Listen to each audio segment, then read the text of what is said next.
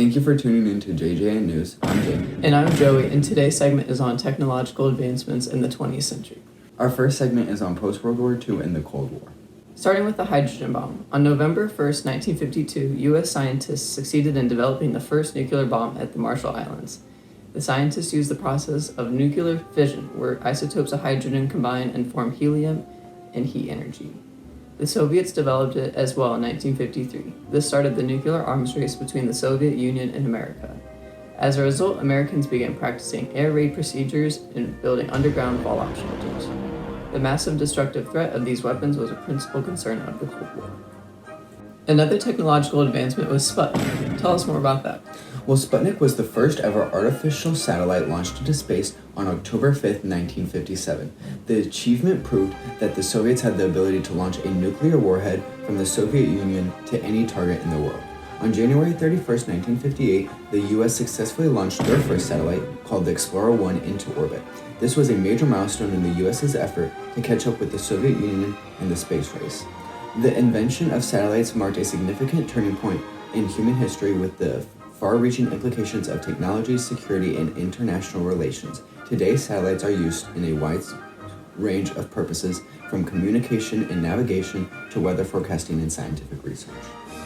So what other advancements did they have going on during this time?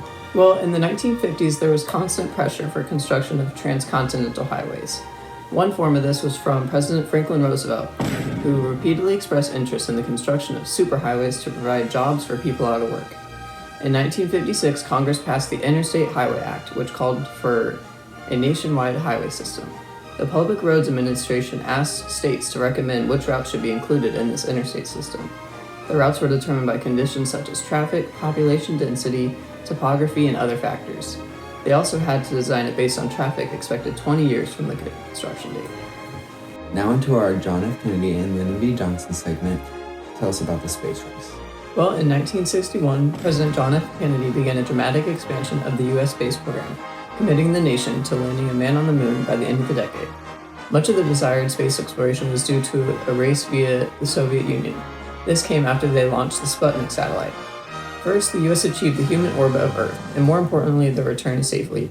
In 1962, John Glenn Jr. became the first American to do so.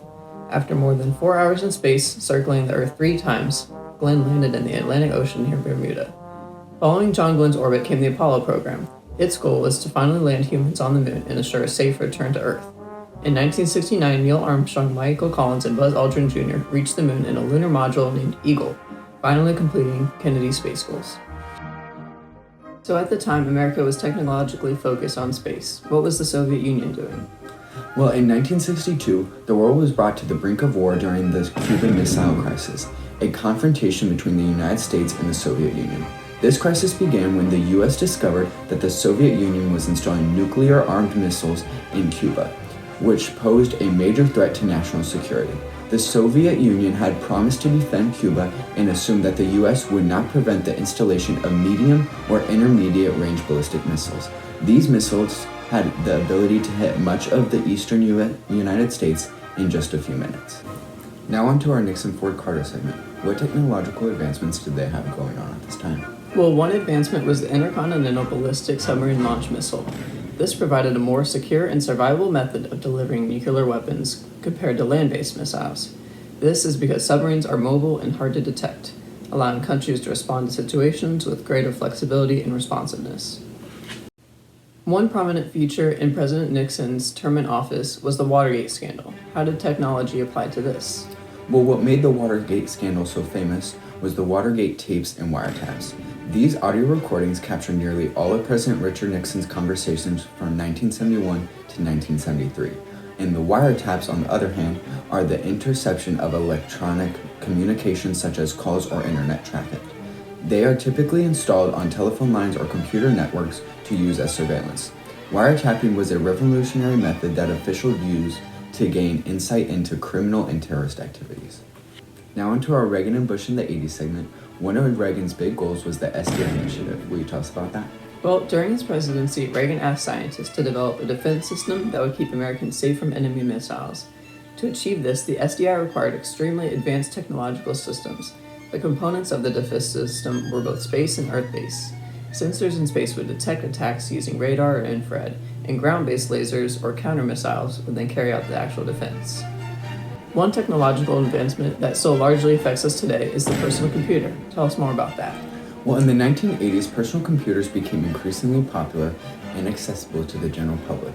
The rise of personal computers in the 1980s also led to the development of new software applications including word processing programs, spreadsheet software, and games. This further fueled demand for personal computers as consumers found new uses for applications on these machines. Personal computers enabled new forms of communication such as email and bulletin boards, and transformed industries such as publishing, finance, and entertainment. Thank you for watching today's segment of JJN News, and have a great day.